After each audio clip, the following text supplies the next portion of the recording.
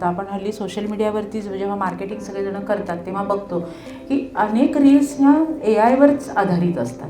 जिवंतपणा त्याच्यामध्ये फार कमी दिसतो आहे. पण हे तंत्रज्ञान म्हणजे काळाची गरजच आहे म्हणून हे बदल वेगाने होत आहेत. मी काही व्यापारी असे पण बघितले, त्यांच्याकडून मी असं पण ऐकले की नाही, आम्ही तर कधी कम्प्युटर वापरला नाही, मला येत नाही, मला ते काही सुरू करायचं नाही. तर ही मानसिकता बदलायला हवी का? म्हणजे आपण ग्राहकांची मानसिकता म्हणतोय, पण व्यापाऱ्यांनी स्वतःच्या मानसिकतेवरती पण काम करणं गरजेचं आहे का? ही मानसिकता डेफिनेटली बदलायला पाहिजे. सर्वसाधारणपणे माझ्या वयाची जी सिनियर मंडळी आहे ती आपल्या मुलांना काय सांगतं, हे आमच्या वेळेस असं होतं.